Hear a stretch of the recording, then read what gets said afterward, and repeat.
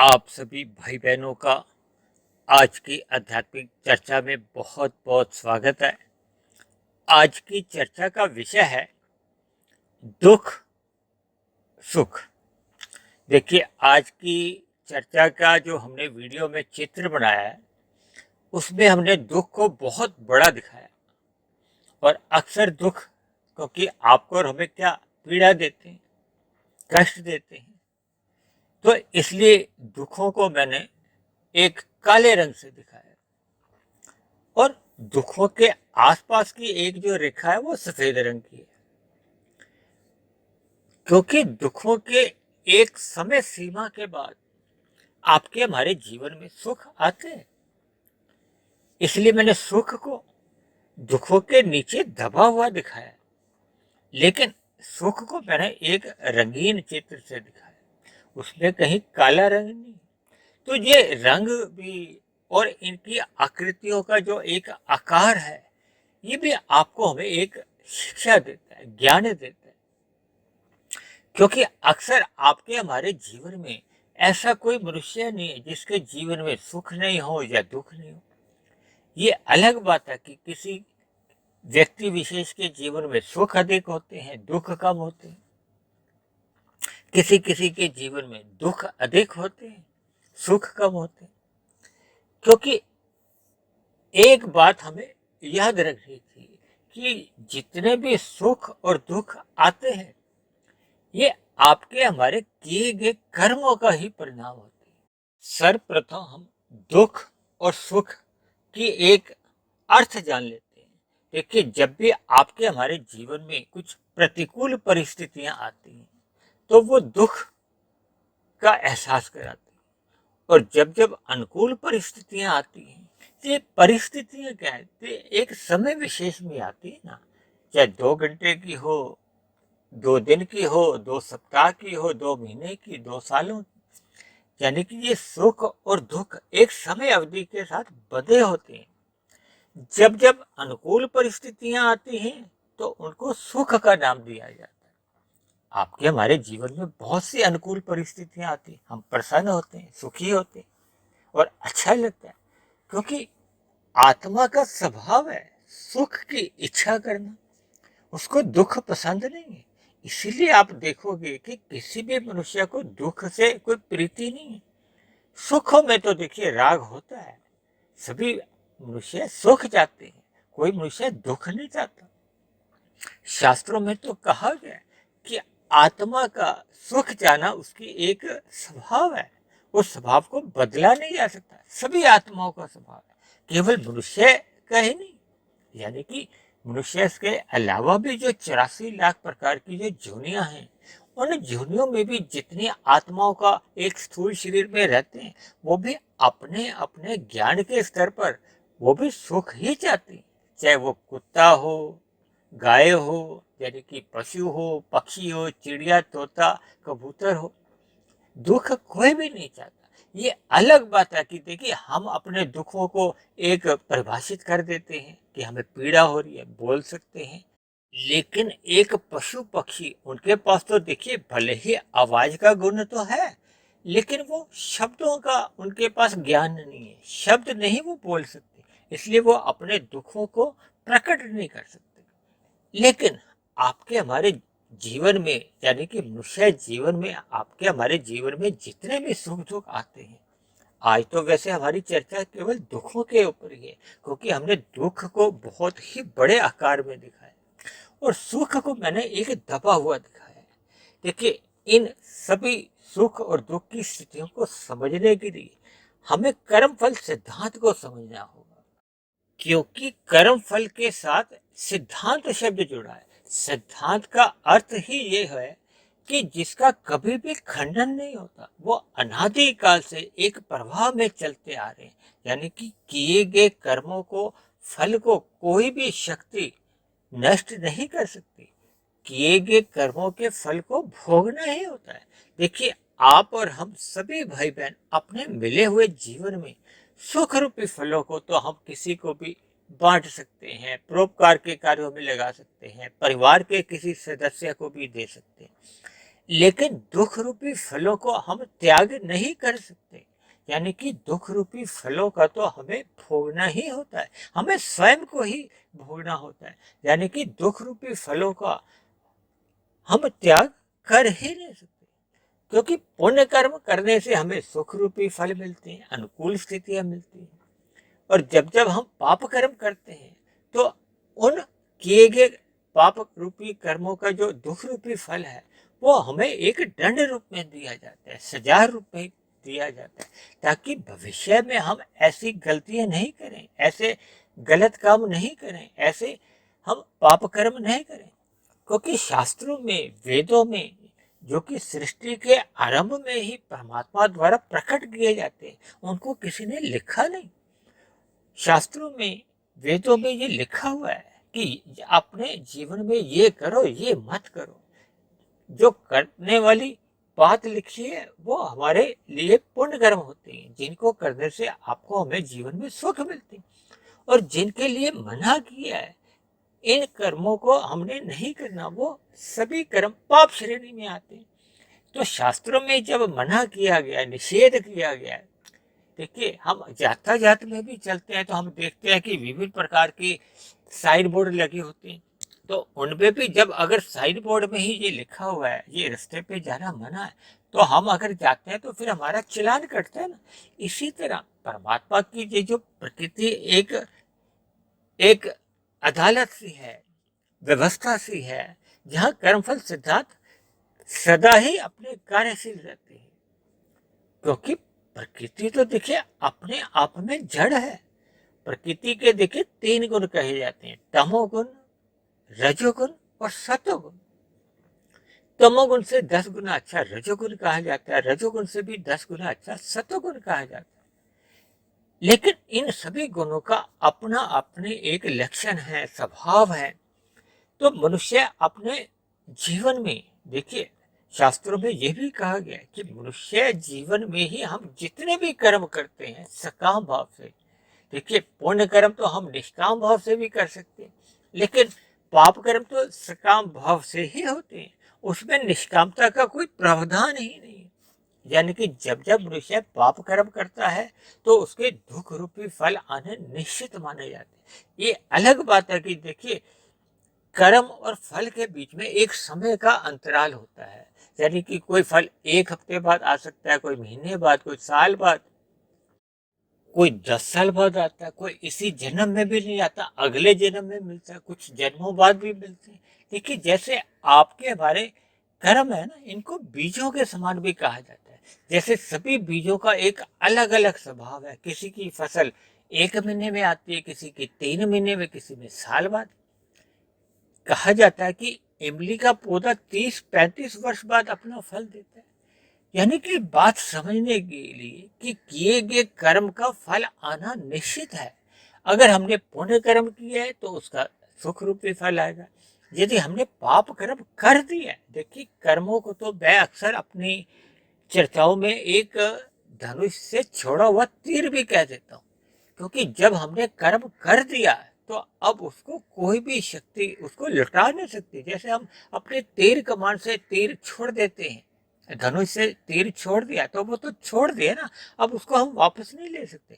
यानी कि हम अपने जीवन में हमें सोच समझ कर अपने कर्मों को एक दिशा देनी चाहिए। देखिए अक्सर मनुष्य अपने जीवन में व्यवसाय चलाता है तो उसका प्रबंधन देखता है, कैसे कैसे मुझे इसमें लाभ हो।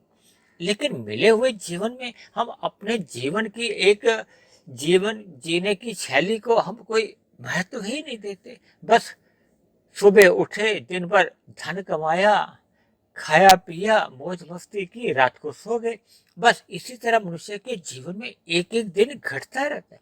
यानी कि हम सभी जगह कुछ भी कार्य करते हैं तो हम एक प्रबंधन देखते हैं। देखिए आजकल तो विभिन्न प्रकार के शिक्षा संस्थान ऐसे बने हुए हैं जहाँ एमबीए का कोर्स होता है, जहाँ विभिन्न प्रकार के एक शिक्षा दी जाती है, वो प्रबंधन के बारे में ही दी जाती है कि कैसे हम उचित प्रबंध करें ताकि हमें उसके 100% परिणाम मिले।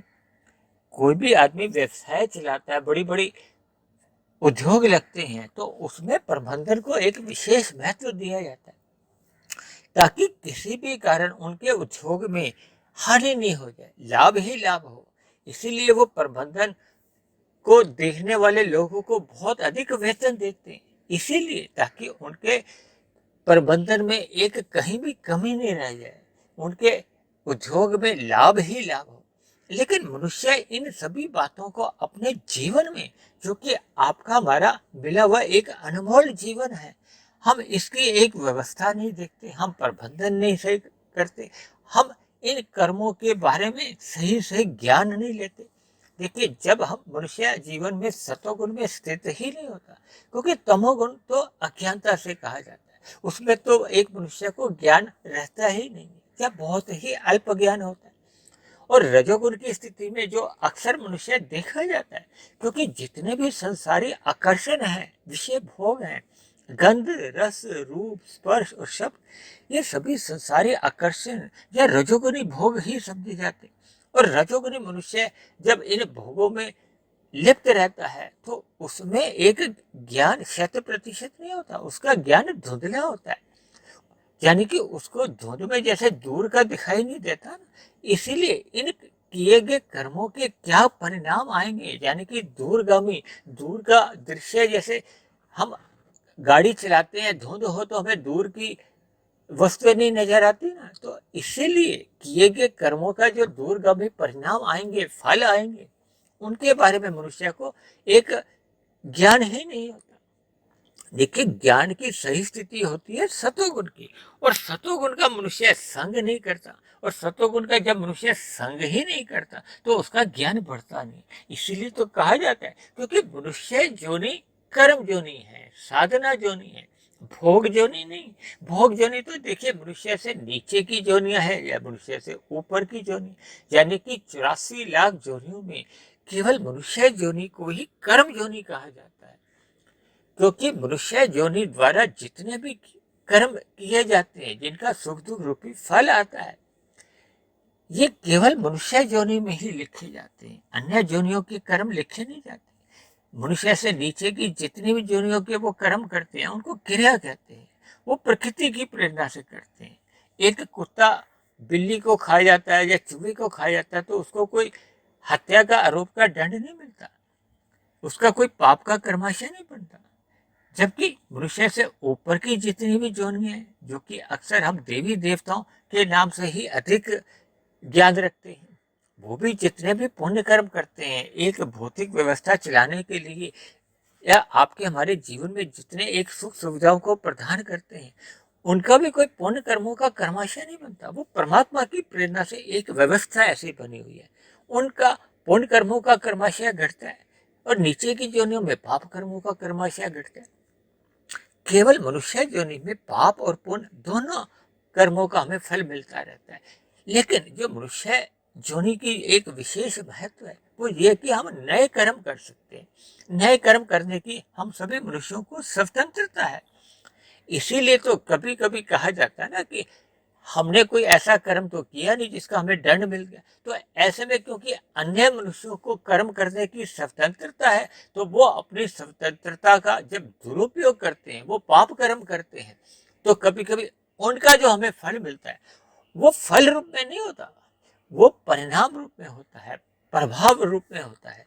देखिए, हम अगर अपनी सड़क पर अपने स्कूटर पर चल रहे हैं, हमें पीछे से किसी कार ने, ट्रक ने टक्कर मार दी उसकी असावधानी से, तब ऐसी स्थिति में हमें जितने भी दुख मिलते हैं उन दुखों की भरपाई की जाती है। देखिए, जैसे बीमा कंपनी हमारे वाहन को जितना भी नुकसान पहुंचा होता है, तो दूसरी बीमा कंपनी जिससे उसकी टक्कर हुई होती है, उसके वाहन का जो बीमा हुआ होता है उससे भरपाई होती है। इसी तरह परमात्मा के यहाँ भी देखिए व्यवस्था है, क्षतिपूर्ति का एक सिद्धांत है, यानी कि जो हमारे द्वारा किए गए कर्म का हमें फल नहीं मिला, यानी कि अन्य जीवों को क्योंकि स्वतंत्रता मिली हुई है, वो पाप कर्म करने में स्वतंत्र है, तो ऐसे में उन मनुष्यों का तो देखिए पाप कर्मों का कर्माशय बन गया, उनका तो भविष्य में उनको कर्म फल सिद्धांत के अनुसार दुख रूपी फल आएंगे। लेकिन वर्तमान परिस्थिति में हमें जो क्षतिपूर्ति हुई है, हमारे वाहन की जो क्षतिपूर्ति हुई है, उसका तो बीमा कंपनी से मिल गया, लेकिन जो हमें दुख मिले हैं या किसी भी प्रकार की हमारे शरीर को पीड़ा हुई है, मानसिक दुख मिले हैं, उनकी भरपाई फिर परमात्मा के ये क्षतिपूर्ति का सिद्धांत है उसके द्वारा कर दी जाती है। ऐसे में शास्त्रों के अध्ययन से ये भी पता चलता है कि यदि हमारे यहाँ पाप कर्मों का कर्माशय अभी अधिक होता है तो उसमें से भी घटा दिए जाते हैं। या कभी कभी ऐसा भी होता है कि हमने जो अपने जीवन में एक आध्यात्मिक उन्नति करनी होती है, उसके प्रति हमारी आध्यात्मिक उन्नति थोड़ी आगे कर दी जाती है, ताकि आपका हमारा जो नुकसान हुआ है उसकी एक भरपाई हो जाती है। लेकिन आपके हमारे सुख दुख जितने भी हैं, जो कर्म फल सिद्धांत के अनुसार आते हैं, वो हमारे स्वयं के ही किए हुए कर्मों का परिणाम होते हैं।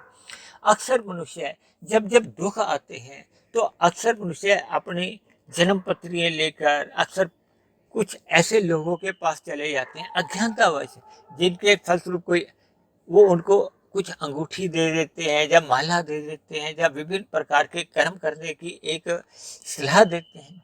देखिए, किए गए कर्मों का इन सभी क्रियाओं से कोई लेना देना नहीं रहता। ये अलग बात है कि देखिए, अगर हम उस अंगूठी को पहनकर हमारे नए क्रियाओं में एक अच्छापन आ जाता है, यानी कि हमारे कर्मों में सुधार आ जाता है, तो उसके परिणाम स्वरूप तो हमें उसके सुख रूपी फल आएंगे। लेकिन मात्र अंगूठी पहनने से, माला पहनने से किसी भी प्रकार का यदि हमारा कोई स्वभाव में परिवर्तन नहीं आता, यानी कि हम अपनी की गई गलतियों की पुनरावृत्ति करते रहते हैं, यानी कि हम पाप कर्मों में कहीं भी अपने आप को सुधारते नहीं, तो फिर देखिए दुख रूपी फलों का जो आने का सिलसिला है वो बना रहता है, क्योंकि ये कर्म फल सिद्धांत है। अक्सर आपके हमारे जीवन में देखिए हम महसूस करते हैं कि ये जितने भी सुख आते हैं तो हम बहुत प्रसन्न होते हैं। अक्सर सुख कहा जाता है ना, ढोल नगाड़े बजाते हुए आते हैं, लेकिन उनकी भी एक समय सीमा होती है। जब उनके किए गए कर्मों का एक फल एक निश्चित समय के लिए आता है, तो इसी तरह आपके हमारे जीवन में जो दुख रूपी फल भी आते हैं, वे भी एक निश्चित समय के बाद चुपचाप चले जाते हैं। यानी कि आपके हमारे जीवन में सुख और दुख जितने भी फल आते हैं, वो आपके हमारे किए गए कर्मों का ही परिणाम होते हैं।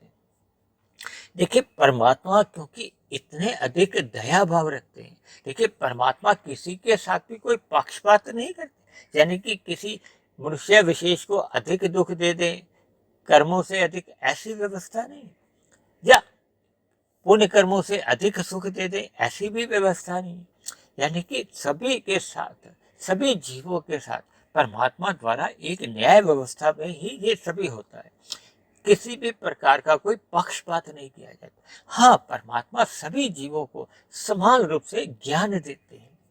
अक्सर आपने देखा होगा कि जब जब हम पाप कर्म आरंभ में करते हैं तो परमात्मा हमें अंदर से रोकते हैं, हमारी आत्मा हमें रोकती है कि इस पाप कर्म को मत करो।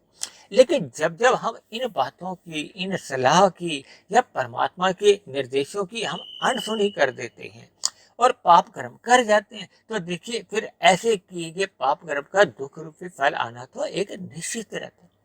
लेकिन परमात्मा क्योंकि दया भाव भी रखते हैं, यानी कि न्याय के साथ साथ परमात्मा में दया भाव बहुत अधिक रहती है। देखिए, एक साधारण मनुष्य के में भी हम आप देखते हो कि जब जब हम किसी को कोई दंड भी देते हैं तो हमें उस पर फिर दया आ जाती है, हम उसको माफ कर देते हैं, उसका हित चाहते हैं। तो फिर परमात्मा तो देखिए एक सर्व शक्तिशाली सत्ता है। परमात्मा के अंदर तो देखिए इतनी अधिक दया भाव रहते हैं कि मनुष्य से नीचे की सभी जोनियों को परमात्मा ने कर्म से अचेत रखा है। भले ही वो अपने देखिए दुख रूपी फल भोग रहे, लेकिन उनको कर्म से अचेत रखकर परमात्मा ने उन पर एक दया भाव रखे। और इसी तरह परमात्मा हमें भी, आपको जितने भी दुख देते हैं कर्म फल व्यवस्था के अनुसार, उसमें भी आपको हमें वो दुख सहने की एक शक्ति देते हैं, अंदर से अपना ज्ञान देते हैं कि इन पाप कर्मों को पुनः नहीं हमें करना, और एक नए अवसर भी प्रदान करते हैं कि इन दुखों से हम कैसे बाहर निकल सकते हैं। यानी कि विभिन्न प्रकार से ज्ञान देते हैं, दुखों को सहने की शक्ति देते हैं। ये परमात्मा के ही एक दया भाव रहते हैं। यदि हम अज्ञानतावश मिली हुई परिस्थितियां जो एक प्रतिकूल भाव से आते हैं एक दुख देने के लिए, यदि हम उन दुखों से प्रभावित नहीं होते और अपने नए पुरुषार्थ में ज्ञान रूपी स्थिति बनाए रखते हैं, सतोगुण का अपना संग अधिक करते हैं, परमात्मा की सम्मुखता बनाए रखते हैं, तो फिर ये जो दुख रूपी फल भी आपको हमें अपना 100% प्रभाव नहीं देते, यानी कि वो हमें दुख नहीं दे पाते, क्योंकि दुखी सुखी होना तो हमारे स्वयं के ऊपर निर्भर करता है, ये हमारा एक ज्ञान के ऊपर निर्भर करता है। इसलिए मनुष्य को मिले हुए जीवन में इन दुख और सुख की स्थितियों को ज्ञान रूपी ढंग से इनको ग्रहण करना चाहिए और मिले हुए जीवन में अपने कर्मों में तो सुधार करना ही चाहिए। देखिए, भगवान श्री कृष्ण ने तो गीता में निष्काम कर्म करने की प्रेरणा दी है, क्योंकि भगवान श्री कृष्ण ने ये जो प्रकृति के 3 गुण हैं, तमोगुण, रजोगुण और सतोगुण, भले ही तमोगुण से 10 गुना अच्छा रजोगुण है, रजोगुण से 10 गुना अच्छा सतोगुण है, लेकिन परमात्मा ने कहा है कि हमें इन गुणों से बंधना नहीं चाहिए, तभी, क्योंकि हमारी साधना तभी आरंभ हो सकती है जब हम इन गुणों से बंधते नहीं है। बंधते नहीं का मतलब है कि हम अपने कर्मों को निष्काम भाव से करते हैं, कर्तव्य समझ के करते हैं, केवल अपने स्थूल शरीर की आवश्यकताओं की पूर्ति के लिए या अपने परिवार के आश्रितों के लिए हम काम भाव से जितने भी एक आवश्यक कार्य होते हैं, कर्म होते हैं, केवल उन्हीं को ही करना चाहिए, क्योंकि आवश्यकता की पूर्ति के लिए जितने भी कर्म होते हैं उनको भी शास्त्रों में निष्काम भाव से ही समझा जाता है। लेकिन जब जब मनुष्य भोग प्रेरित होकर ये सकाम भाव से, चाहे वो पुण्य कर्म करता है चाहे वो पाप कर्म करता है, ऐसे किए गए कर्मों का ही कर्माशय बनता है, क्योंकि आपके हमारे कार्य शरीर में रहता है, और जैसा जैसा हम कर्माशय करते हैं फिर वैसे वैसे संस्कार बनते हैं, और वही बने हुए संस्कार पुनः हमारे मन बुद्धि में दोबारा से प्रेरणा देते हैं, फिर पुनः कर्म करवाते हैं। वो कर्म कौन करता है? हमारा स्थूल शरीर करता है। जैसे मन से पीछे से निर्देश आते हैं, तो ये एक प्रक्रिया है, स्थूल शरीर, सूक्ष्म शरीर और कार्य शरीर। इसलिए मिले हुए जीवन में हमें अपने कर्मों की खेती को सुधारना होगा। देखिए, ये भी एक कर्मों का व्यापार ही है। जैसे हम अपने जीवन में व्यापार करते हैं वैसे ही ये कर्मों का व्यापार है।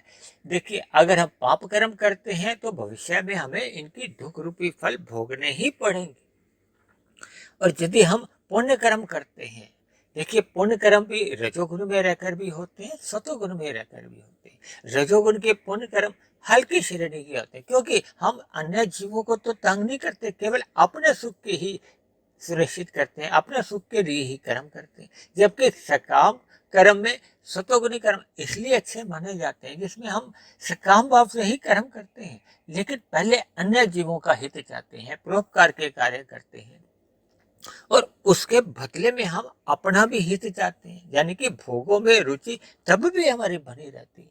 इसलिए परमात्मा ने कहा है कि हमें अपने कर्मों की खेती को या अपने कर्मों के व्यापार को ज्ञान पूर्वक करना चाहिए। ज्ञान पूर्वक यही है कि हमें इन गुणों से बंधना नहीं चाहिए, हमें निष्काम भाव से कर्म करने चाहिए, ताकि हम अपने जीवन को कर्म योग में स्थित कर दें। फिर जैसे जैसे हम इन प्रकृति के गुणों का ज्ञान विज्ञान समझ जाते हैं, आत्मा का चेतन तत्व का यथार्थ ज्ञान ले लेते हैं, तब हमारी ज्ञान में स्थिति बनती है, ज्ञान योग में हम स्थित हो जाते हैं। और जैसे मनुष्य ज्ञान योग में स्थित हो जाता है तो फिर उसको परमात्मा की एक जो ज्ञान विज्ञान है वो पूर्ण रूप से समझ में आ जाता है। तो फिर उसका प्रकृति के विषय भोगों के प्रति एक पूर्ण रूप से वैराग्य जाग जाता है। तब ऐसी स्थिति में वो परमात्मा की 100% उसकी सम्मुखता होने लगती है, यानी कि वो भक्ति योग में अपने आप को स्थित कर लेता है। यानी कि परमात्मा की सम्मुखता बने रहना, परमात्मा से प्रीति बने रहना, परमात्मा की स्मृति में रहते हुए ही अपनी दिनचर्या को बिताना, तब उसका ऐसा जीवन बन जाता है। यानी कि जो मिले हुए आपके हमारे जीवन में जितने भी दुख हैं उन दुख और सुख की स्थितियों से भी मनुष्य ऊपर उठ जाता है। क्योंकि जब मनुष्य ज्ञान में स्थिति में रहता है, जब भक्ति योग में स्थित हो जाता है, तो फिर ये सुख और दुख ये अपने प्रभाव दिखा नहीं पाती। भले ही देखिए दुख भी आते हैं, सुख भी आते हैं। देखिए दुखों से ऐसा मनुष्य फिर प्रभावित नहीं होता, दुखी नहीं होता। क्योंकि दुखी मनुष्य वही होता है कि जब जब वो उसके कारण शरीर में कर्माशय के साथ साथ वैसे अज्ञानता के संस्कार बने होते हैं। क्योंकि शास्त्रों में कहा गया है कि जितने भी सुख और दुख के फल आते हैं कर्म फल सिद्धांत के अनुसार, किए गए कर्मों के अनुसार, वो हमें तभी ही सुख और दुख देते हैं जब उन्हीं की जैसे ही हमारे कारण शरीर में संस्कार बने होते हैं। यदि हमने ज्ञान में वृद्धि लाते लाते भक्ति योग में अपने आप को स्थित कर लिया, तब ऐसी स्थिति में पूर्व काल में कर्म फल सिद्धांत के अनुसार जो हमारे द्वारा पाप कर्म हो चुके थे, उनके भी जो दुख रूपी फल फिर हमें पीड़ा नहीं देते, दुख नहीं देते, क्योंकि हम ज्ञान में स्थिति में रहते हैं। ऐसी स्थिति में क्योंकि फिर मनुष्य के जो सुख रूपी फल आते हैं, तो उनका तो वो पहले ही त्याग कर देता है। क्योंकि वो नए कर्म ही जब निष्काम भाव से करता है, तो पुराने किए गए प्रारब्ध रूप में या पहले के किए गए पुण्य कर्मों के फलों को भी वो भोगता नहीं। यानी कि अपने आप को परमात्मा की ओर समर्पित कर देता है, परमात्मा की आज्ञा अनुसार ही अपना जीवन जीता है। लेकिन आज हमारी जो चर्चा का मुख्य विषय था कि दुख और सुख की जो भी स्थितियां बनती हैं, उन स्थितियों के पीछे आपके हमारे किए गए कर्मों का ही फल होता है। और ये दुख और सुख रूपी फल समय सीमा के साथ बंधे रहते हैं। यानी कि दुखों का भी एक समय सीमा है, 2 हफ्ते के, 1 महीने के, चाहे 1 साल के, जितने भी देखिए वो हमारा पाप रूपी कर्म होता है, उसी के हिसाब से ही आपका हमारा एक दुख रूपी फल आता है। इसलिए तो मैंने देखिए दुख के नीचे ही एक सुख शब्द लिखा है, क्योंकि सुख अभी दबा हुआ है, उसका अभी समय नहीं आया। जैसे ही दुख अपना पूरा प्रभाव दिखाकर चले जाता है, यानी कि उसका जो पाप रूपी कर्म का जो फल दुख रूपी है, वो अपना पूरा प्रभाव खत्म कर चुका होता है। यानी कि सुख और दुख दोनों ही एक समय के साथ बंधे होते हैं। जैसे ही दुखों का अपना समय या प्रभाव समाप्त हो जाता है, तो फिर पुनः सुख आने शुरू हो जाते हैं। देखिए जैसे आपने देखा होगा, रात को पूरा अंधेरा होता है, उसको आप दुख भी मान सकते हो। और जैसे ही सुबह एक प्रकाश आना होता है, एक समय के बाद प्रकाश आ जाता है, तो फिर पता भी नहीं चलता। जब प्रकाश पूर्ण रूप से आ जाता है, तो फिर अंधकार का पता भी नहीं चलता। लेकिन कभी कभी मनुष्य अंधविश्वासों के चलते हुए गलत मनुष्यों के पास या गलत लोगों के पास अपने दुखों को दूर करने के लिए चले जाते हैं। तो देखिए ऐसे स्थिति में परमात्मा का चिंतन करना चाहिए। परमात्मा का चिंतन करते रहने से ही आपके हमारे नए कर्मों में सुधार होने लगता है, आपकी हमारी दिनचर्या में एक सकारात्मक परिवर्तन आने लगते हैं, जिसके फलस्वरूप आपके हमारे स्वभाव में एक सुधार आता है। यदि पहले हमारा तामसिक स्वभाव था, जिसके फलस्वरूप हम पाप कर्म कर रहे थे, तो हमारा स्वभाव अब राजसी बन सकता है, सात्विक बन सकता है। यानी कि जैसे जैसे आपके हमारे संस्कार ज्ञान रूपी स्थिति में आने लगते हैं, तो फिर हमारे पाप कर्म समाप्त हो जाते हैं। यानी कि नए रूप में फिर हम पाप कर्म करते नहीं हैं, और पुराने किए गए पाप कर्मों का एक निश्चित फल हम भोग लेते हैं। तो फिर स्थितियों में एक परिवर्तन आ जाता है। लेकिन एक साधारण मनुष्य अज्ञानतावश जब जब दुख रूपी फल आते हैं, यानी कि हमारे जीवन में पाप कर्मों के दुख रूपी फल आते हैं, तो वो मनुष्य ज्योतिषियों के पास या कुछ ऐसे लोगों के पास पहुंच जाते हैं, जिससे वो अपने किए गए पाप कर्मों को दूर करने के उपाय करते हैं। देखिए ऐसा कोई उपाय नहीं है कि हम किसी भी पाप कर्म को समाप्त कर सके। हाँ, हम नए कर्मों द्वारा, नए पुरुषार्थ द्वारा अपने पुराने किए गए कर्मों के जो दुख रूपी फल के प्रभाव को हम कमजोर कर सकते हैं, बशर्ते हम नए कर्मों में सुधार लाएं, हम परमात्मा की स्मृति में रहें, हम अपने ज्ञान को बढ़ाएं। जब जब हम इन स्थितियों में रहते हैं, तो निश्चित रूप से आपके हमारे जो दुख रूपी जो एक प्रतिकूल रूप में आते हैं, उनका प्रभाव कम होने लगता है। देखिए, एक उदाहरण से मैं आपको एक बात समझाता हूँ। जैसे सूर्य उगने का समय 6:25 का है, और ऐसे में कभी कभी मनुष्य, देखिए अभी 3:30 है, अंधकार है, यानी कि दुख रूपी एक परिणाम आ चुकी है, जब प्रतिकूल परिस्थितियां बनी हुई हैं। तो मनुष्य उन दुखों को दूर करने के लिए या उस अंधकार को भगाने के लिए जितने भी प्रयत्न करता है, चाहे वो अन्य मनुष्यों के पास जाकर कुछ उपाय के रूप में समझ लो, यानी कि हम उस अंधकार को दूर करने के लिए उपाय करते हैं, तब 4 बज जाते हैं, फिर उपाय करते करते 5 बज जाते हैं, फिर उपाय करते करते 6 बज जाते हैं।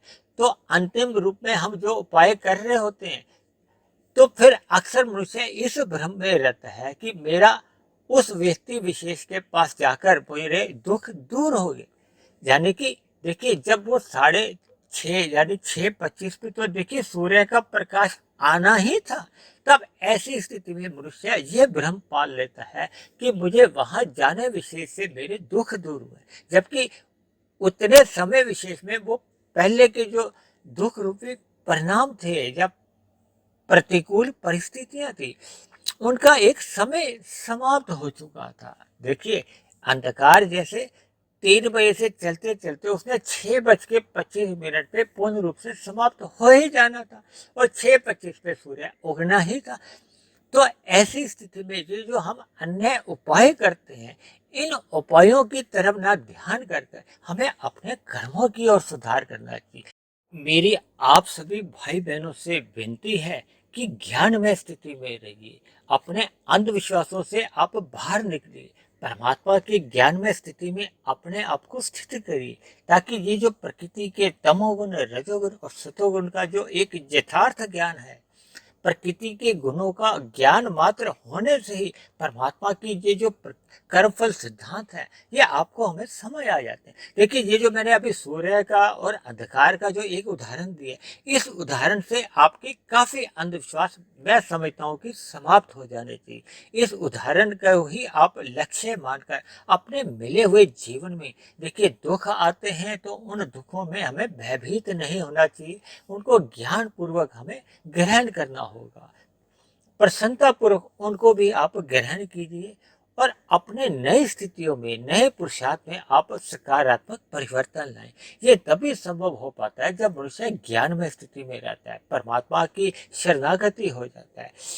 और ये जीवन में तभी संभव हो पाता है जब हम अपना रजोगुण मर्यादा में रखते हैं, तमोगुण का मल रूपी संग से बचते हैं, और सतोगुण का एक भरपूर संग करते हैं। विशेष रूप से ब्रह्म मुहूर्त में हम अपने आप को परमात्मा की सम्मुखता में अवश्य ही उपलब्ध करवाते हैं। यानी कि ब्रह्म मुहूर्त में हमें इन शास्त्रों का अध्ययन करना चाहिए, या ऐसे ही कुछ वीडियो द्वारा ज्ञान अर्जित करना चाहिए, ताकि आपके हमारे जो दिन का समय है, जब रजोगुण चल रहा होता है, आपके हमारी क्रियाओं में, कर्मों में एक सकारात्मक परिवर्तन आए, आपकी दिनचर्या में एक सकारात्मक परिवर्तन आए, कि हम ज्ञानमय स्थिति में रहें, हम सभी प्रकार के अंधविश्वासों की गलियों से बाहर आए, ताकि परमात्मा की सम्मुखता बनी रहे और प्रकृति के गुणों का हमें सही सही ज्ञान बना रहे।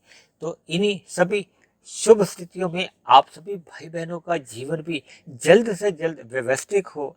इन्हीं शुभ कामनाओं के साथ आज की चर्चा को यहीं विश्राम देते हैं। आज की आध्यात्मिक चर्चा से संबंधित आपका यदि कोई प्रश्न हो, कोई मेरे आध्यात्मिक ज्ञानात्मक चैनल के प्रति कोई सुझाव हो, या मेरी कही गई बातों पे आपकी किसी प्रकार की कोई आपत्ति हो, शिकायत हो, यानी मेरी कही गई बातें आपको तर्कसंगत सही नहीं लगती हो, तो आप इन सभी बातों के लिए आप अपने विचार नीचे कमेंट्स बॉक्स पर जाकर लिख सकते हैं। और परमात्मा की प्रेरणा से यदि प्रतिदिन प्रसारित होने वाली ये वीडियो आपके जीवन में सकारात्मक परिवर्तन लाकर आपके कर्मों में सुधार ले आई हो, परमात्मा में आपकी प्रीति जग गई हो, तो मेरी आप सभी भाई बहनों से विनती है कि आप मेरे इस आध्यात्मिक ज्ञानात्मक चैनल सुधीर भाटिया फकीर को अवश्य ही सब्सक्राइब करें। व अन्य जिज्ञासु भाई बहनों को भी इस आध्यात्मिक ज्ञानात्मक चैनल से जोड़ने का प्रयास करें, ताकि समाज में एक सतोगुणी वातावरण बने, उस वातावरण में हम सभी भाई बहनों को एक सुखमय जीवन जीने का अनुभव हो। तो चर्चा को यहीं समाप्त करते हैं। कल फिर मिलते हैं एक नए विषय को लेकर, एक नए संदेश के साथ। तब तक आप सभी भाई बहनों का बहुत बहुत धन्यवाद।